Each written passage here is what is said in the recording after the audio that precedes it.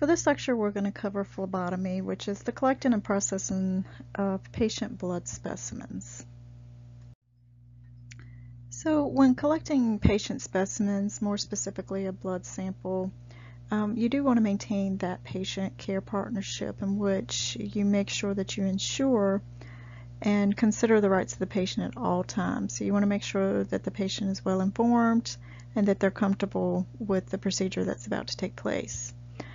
You also need to consider the patients that you're dealing with when it comes to pediatric patients versus adolescents, adults, and geriatric patients. So there are a lot of challenges that you can face when performing a phlebotomy procedure. So you want to do everything that you can to try to alleviate anything that could cause an issue. So before you even start your procedure, you want to make sure that you have looked at any obstacles that could come up along the way, and so you want to make sure that you do everything you can to prevent and remediate those. And so this is going to include making sure that you have all of your supplies that you need, that the patient is aware of what's going on, that they are comfortable, and that you have made sure that you've discussed what's about to happen with the patient. You got to kind of know your audience, who you're dealing with. Difficulties can include some things from finding the patient in general, identifying the patient, and that could just depend on the circumstances themselves, or the patient themselves can also present a challenge. If you go into a room to collect a patient, the patient could be asleep or they could be unconscious, which could potentially cause problems when trying to identify that patient. Sometimes you have apprehensions from the patient. The patient may be scared to have their blood drawn, or they may tell you, "I faint anytime I see blood." So those are things that you need to be prepared for. Sometimes you can encounter language barriers, or maybe you have a patient that doesn't quite understand what you're trying to explain to them. So you might have to explain things in a different way or get an interpreter. And then sometimes you can have patients that are combative, so they're fighting you. They don't want to get their blood drawn. You may sometimes see this with children, where the children are kicking and screaming, and you might have to get assistance in order to make sure that that patient or that child is not jerking away while you're trying to stick them with a needle. Now, we've previously discussed a lot about quality assurance and making sure you have some sort of quality plan in place within a laboratory. And part of that quality control plan is going to make sure that you have steps in place for infection control. So within the phlebotomy round, you're going to make sure that you're taking steps to prevent any sort of infection that that patient can acquire during that procedure. So with that, there are some factors that come into play, and that's going to include the particular host may be asymptomatic, or they could be symptomatic, and that could increase that means of transmission, which can happen through contaminated objects, food, water. And then also your patient or your host could potentially be susceptible. So this could be somebody that's like a patient, the healthcare worker, visitor, and that's going to basically be make them susceptible based on a variety of factors, what they're exposed to, what their immune system status currently is. So there are a lot of things that can contribute to an actual infection. So you want to try to kind of assess those areas and then make sure that you prevent any sort of infection if you at all have a way to prevent that. And so what we do is we kind of look at transmission of infections and determine if there's any kind of direct or indirect contact that could cause that infection to spread, droplets, aerosol, sneezing. So that's why you see with COVID coming into play, where the mask was implemented to try to prevent some of those aerosols from spreading. So you're always constantly looking at what can make a patient be at higher risk for exposure. So this is where you use some standard and additional precautions to kind of limit any sort of infection that could happen. So you may have in place contact precautions. So this is going to put an alert out if you're dealing with a particular patient that this patient could be on a contact precaution. So any sort of direct contact with that patient could potentially transmit something that that patient may be carrying. So this is going to be usually posted outside the room, or you may be made aware when this patient is presented to you in a phlebotomy area that they are a contact precaution. And so that's just going to mean that you're going to avoid skin-to-skin contact. So using your gloves, if you're going into a patient's room that's on a contact precaution, you could potentially be asked to put a gown on just to protect you from any kind of contact. And this is usually going to be something that is a microorganism that's going to be transmitted, like a MRSA infection, with a particular organism that's harder to treat with and has developed resistance to antibiotics. Droplet precautions is trying to avoid any kind of droplets that may be sent out through aerosols, through like breathing, talking, sneezing, coughing. And so this is where you're going to be more of having to protect your face with a mask or face shield, things like that. Airborne precautions, anything that can kind of circulate through the air. So we think of more of bacteria that can be transmitted through various particles. So we're thinking of things like TB and anything that can kind of legionnaires that can kind of go through like an air system, anything that's kind of airborne, or mycology area when we're looking at funguses, any of those fungal spores that could go into the air. So depending on what you're dealing with will depend on what kind of precautions you may use for a patient. So there are isolation procedures that are sometimes put into place as a safety system depending on what the precaution is. And so you would be alerted before you ever came in contact with a patient that there may be certain extra precautions beyond the standard precautions that you would need to use. So there are a lot of factors that are involved within collecting a blood specimen. And so we're going to talk about several of those. The role of the phlebotomist is basically to kind of be an ambassador for the laboratory. So the phlebotomist is going to be the person that is going to come and collect the specimen and talk to the patient. The patient usually has questions. So your phlebotomist is really your frontline person for the laboratory, because most of the time your patients aren't going to see what happens in the lab. So they're not going to see that component of who's actually running their test. So your phlebotomist is really kind of that first image, first impression. And so with blood collection, you want to make sure that you adhere to any kind of policies and procedures, because there are some variables that can affect that blood collection. So making sure it's collected in the proper tube, making sure that if it's a tube that needs to go on ice once it's collected, that you're prepared for that. So you need to make sure, as the phlebotomist role, that you are making sure that you do the procedure as it is required. And then of course, once you are ready to do that procedure, there are a couple of ways that you can get blood, which will be through a venal puncture, actually getting the blood from the vein, or from a capillary stick. So this will be like a finger stick, or if it's an infant, a newborn, a heel stick. And then of course there's also the potential of needing to collect arterial blood. This is not something that you are trained to do as an MLT. This is something more for respiratory therapy. They're the ones that will do arterial sticks. And so that's to do for blood gas testing and to get blood that is going through an artery versus a vein. So there are a few things that influence what those levels are, and it has to do with oxygenated versus unoxygenated blood.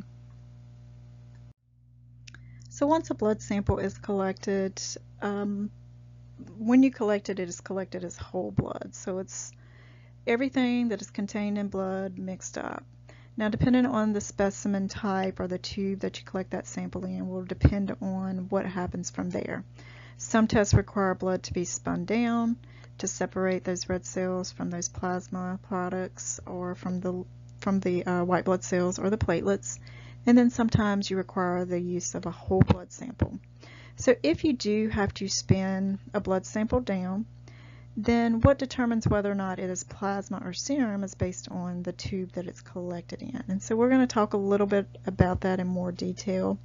But for now, the main thing that I want you to kind of get from this image is that once you spin it down in a centrifuge, then it does separate out. So you get the plasma part, and again, the plasma versus serum has to do with the type of anticoagulant that is used. And this top portion, which is the clear part, is your plasma or serum part, and that makes up about 55% of your sample. And within that plasma, you have about 90% water and then a bunch of 10% solutes. So this is the part that we're going to test when we're looking things for things like glucose or your potassium level, more of your chemistry test. And then at the bottom, you have your erythrocytes or your red blood cells. So once you spin it down, it's going to kind of compact all of those red cells down. So this portion here, that's your formed elements, about 45%. A portion of that is red cells, and then you also have a small portion right here in the center. This is what we refer to as your buffy coat. So this buffy coat will actually consist of your red blood cells, your white blood cells and your platelets, and they form kind of like a little white layer on top of those red cells. So when you spin a blood sample down, you'll look right in between where that plasma or serum meets those red blood cells, and you'll see that little buffy coat there.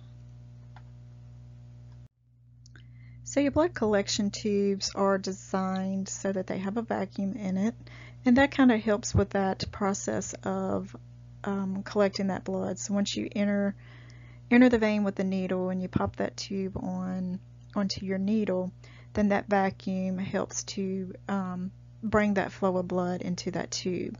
But there are some factors that can affect your tube and over time can mess with that vacuum. So how those tubes are stored is very important. There are things that can affect that flow, which include the temperature, the altitude, humidity, light. The light source can actually go in and deteriorate parts of that tube. So you want to make sure that you're storing tubes properly so it doesn't affect any of that process, that vacuum or anything like that. The expiration of those tubes is very important, so you cannot use an expired tube. So you're constantly having to rotate stock and check those expiration dates to make sure that those tubes are still good. The shelf life of those tubes loses a little bit of the stability over time of the additive and the vacuum that's on that tube, so you've always got to be rotating stock to make sure that you're using things up before expiration date. And so basically making sure that you're aware of your tube, the additives in that tube is very important, and making sure that you're sending out accurate and consistent test results, because if you don't use the proper tube, then that test is not going to be very valid. So those collection tubes have additives inside of them. Those additives will have a different role that they do. So it could be an anticoagulant, which is going to prevent that blood specimen from forming a clot. So once you get a cut, you start to bleed, and then your body has a way of making sure that you stop bleeding if you have an injury, so it forms a clot. Well, the same thing happens in a blood collection tube. Once you take that sample out, then that tube of blood will start to clot. So depending on what your test is, you may need a clot to form so that you can get that serum or plasma, or you may not need a clot to form. And depending on the test that what you're doing will depend on what additive is in that tube, because they each have something a little bit different that they do. And some of those additives could also include something to activate the clot. It may have a serum separator in it, which is a little layer of gel that will go in and prevent those red blood cells from leaching out anything that could contaminate your plasma or serum and cause your results to be skewed a little bit. So with those additives, you've got to be aware of what they are and how they act, because this kind of helps you down the road to understand the whole testing process. If any of those anticoagulants, you have specific tubes that require to be filled to a certain level, because if its anticoagulant ratio is off, it can actually affect the results of your test. So these are all things that you need to be aware of. So over the years, manufacturers have kind of developed a system of color coding your tubes that you use for your blood collection. And so the tube color will kind of give you an indication of what additive is in that tube. So you have a visual image of a tube color, so it helps you out. However, it is still printed on the label what is in that tube as far as that additive. So if you have to take the top off of that tube and you throw that top away, you still have somewhere on that tube where it indicates what type of tube that it is. So most of your tubes now, when they're manufactured, are a plastic. There are still a few tests out there that do require a glass tube, but most everything is kind of transitioning away from glass because glass breaks so easily, and they are transitioning towards plastic tubes. Making sure that you choose the appropriate tube for the appropriate test is very important, because again, like I said, you have different anticoagulants in there, different things that can affect your results. So for example, an EDTA tube has potassium in it, so you would not use that for a chemistry test where you're actually testing for plasma, because if a tube already where you're testing for potassium, if a tube already has potassium in it and you mix that in with your blood sample, then you've added potassium to that test. So that's going to interfere and give you a false high result. So when collecting tubes, you also need to pay attention to the order of draw, because like I mentioned, you have a tube that has potassium in it.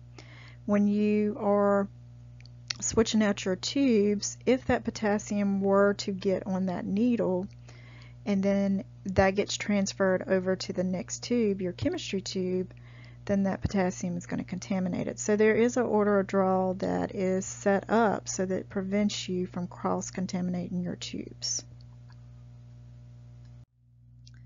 Over the years, there's been a lot of changes within the phlebotomy world to try to make things so that there's less exposure to a needle, less exposure to anything that could transmit an infection. So there are a lot of safety features that have been added and put into place to prevent any sort of accidental needle stick or anything like that. So a lot of your collection systems have now come with safety features on them. Some policies have been put into place to not reuse things like tourniquets or the collection hubs that holds the needles. There was a point in time when syringes were used a lot, so they're not used as often now, but it could be possible. So making sure you understand when to use a syringe and the technique behind using that syringe is very important. And pretty much how you present yourself in a phlebotomy collection procedure. You want to introduce yourself to the patient, explain what you're doing, what the procedure is. You want to make sure you properly identify that patient. You ask them what their name is, or you check their bracelet. You don't go in and say, "Are you Miss Jones?" and then the patient says yes, but they're only saying yes because they didn't hear you. It may be, depending on the particular test, you might have to inquire about medications. Sometimes a lot of the phlebotomists will ask, especially your elderly patients, are you on any kind of aspirin or blood thinner? Because what this is going to do is cause that patient to bleed a little bit longer. So that means you're going to have to kind of stay with that patient and watch them to make sure that they stop bleeding before you send them on their way. You also need to make sure that you're checking the requisition, that the tests that were ordered, that you've got the proper tube for those orders, that you're collecting everything that needs to be collecting. And then after you do that collection, you need to make sure that you label that specimen at bedside, right there in front of the patient. Make sure that it has the 2 unique identifiers, patient's name, date of birth, or patient's name, medical record, whatever the policy is for that facility. And you want to make sure that it's labeled with the collection date, collection time, what the test is. All these things need to be on that label. And most of the time labels now are barcoded because a lot of your analyzers will use a barcode as part of that unique identification system. So if you are ready to do a venal puncture collection, you start off by making sure that you have everything that you need. You've got your test requisition, you verified your tests that have been ordered, you verify what tubes you're going to need, you get your supplies ready, your tourniquet, your gloves, your needles, the needle holder, anything that you might need during that procedure, like your alcohol swab, your gauze, band-aids, all of your tubes. You want to make sure everything is within reach so that you're not reaching over the patient or you're not having to step away from that patient.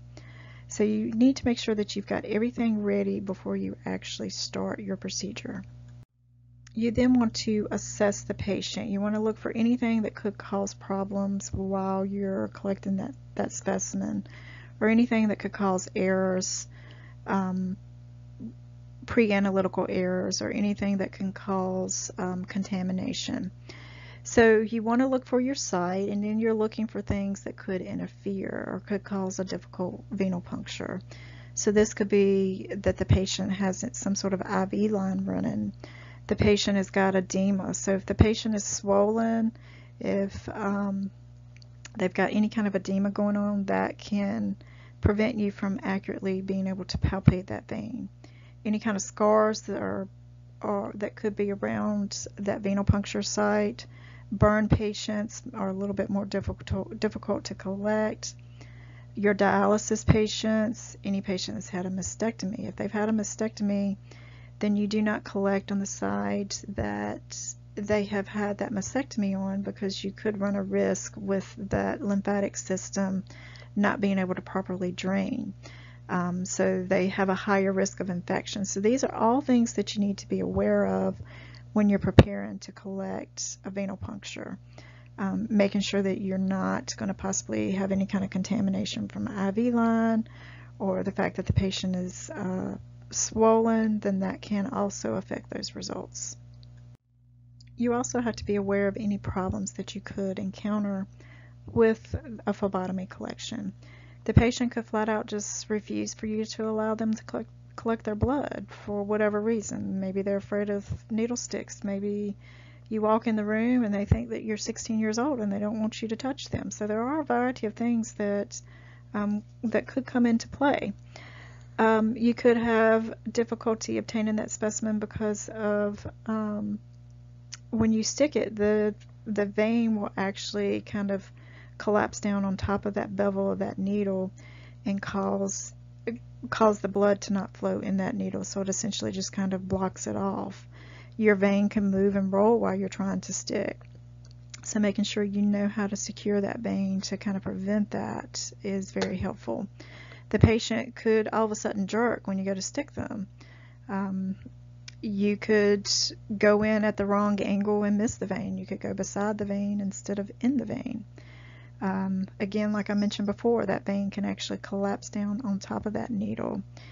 The patient could develop a hematoma from where that bevel was halfway inside of the vein and halfway outside the vein. So it kind of creates an opening for that blood to kind of leach out under the skin. You could potentially go through the vein, so you could actually stick all the way through the vein and then cause a leak on the back side of that vein, or you could damage that actual tissue that's below that vein. You can inadequately fill that tube. The tube itself could have lost the vacuum, or the patient could have, whatever happened, if that vein collapsed down and you weren't able to finish that stick. Or you could have something where the patient will faint on you or possibly throw up. If these are things that happened, it needs to be noted, because there are some factors in the body chemistry with a patient passing out or throwing up during a procedure that can affect your test results as well. That patient could continue to bleed from that site. So like I mentioned before, if you have patients that are on aspirin or blood thinners, It might take a little bit more time with that patient holding pressure on that site just to make sure that they don't bleed out or they don't form any sort of hematoma or anything from that stick. You also run a risk of the patient developing any sort of infection. So making sure that you clean that site, that you properly bandage it, that you make sure they stop bleeding before you send them on their way. If a patient is anemic and having to continue to draw blood can contribute to that excess blood loss. So making sure that you only take what is required is very important. You can have neurological complications that can happen. You know, a patient can all of a sudden, blood pressure can all of a sudden drop, or they could go into cardiac arrest. It's not common, but these are things that you need to be aware of. That could happen while you're collecting blood from a patient.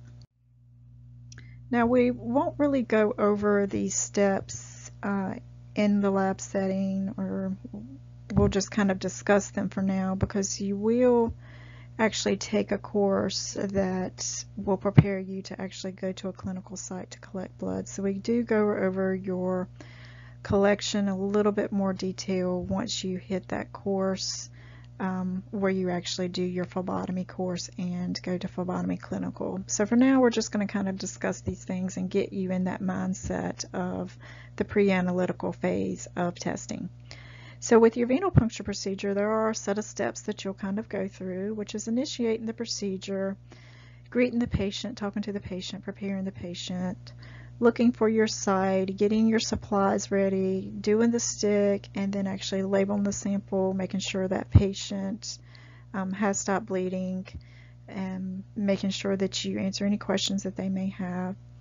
And then, of course, sometimes you do have special blood collections, which could be something like a blood culture, which has a little bit extra prep to it in cleaning that venopuncture site, or timed collections. They have to be collected at a specific timed interval, so making sure you meet those time intervals at that designated time is very important as well. Your capillary sticks are to collect blood from a capillary type sample. So we usually think of like our finger sticks, or for our infants, our heel sticks. And so with a capillary stick, you're usually just getting a smaller amount of blood.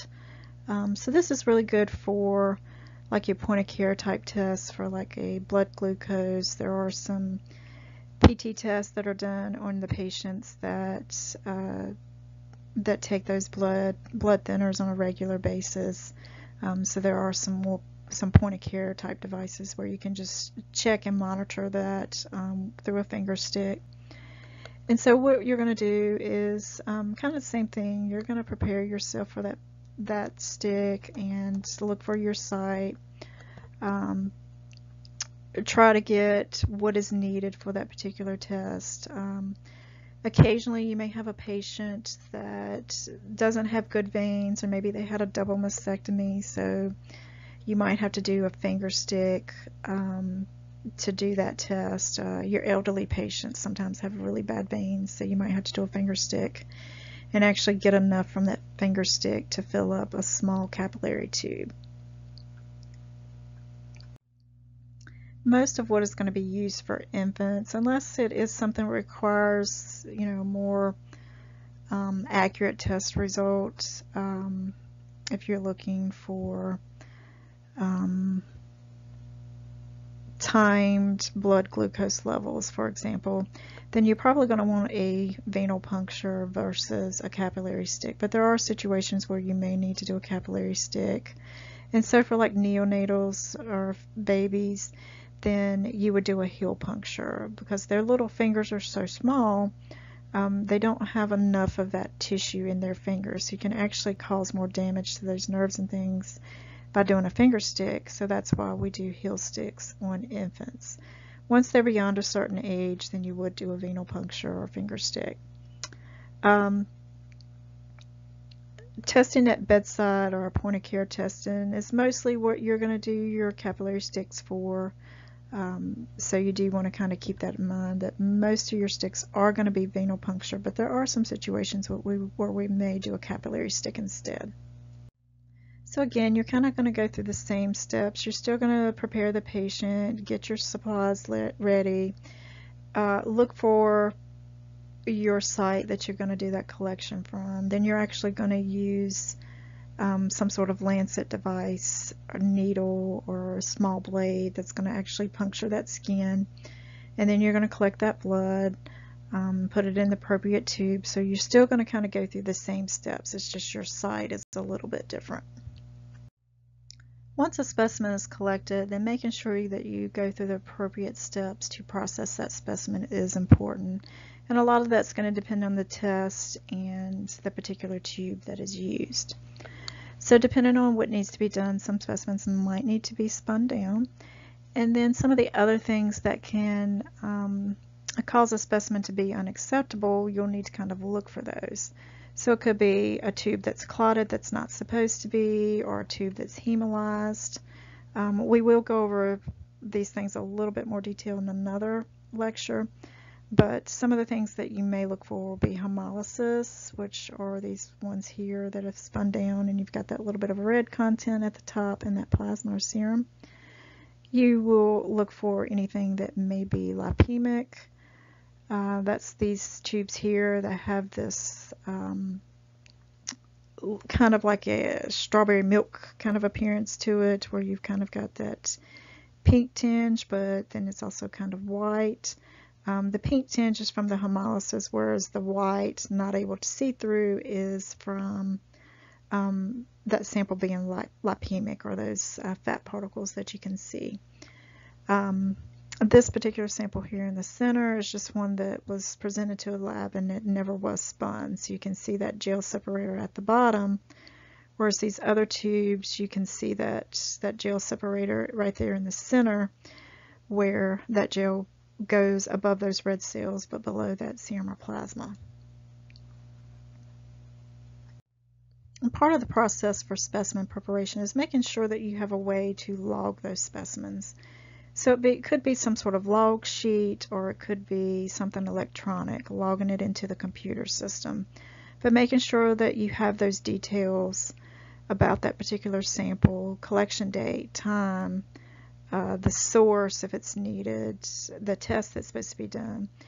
Because if anything happens along the way, you got to be able to kind of trace things back and try to figure out if any sort of errors happen. Where did that error happen?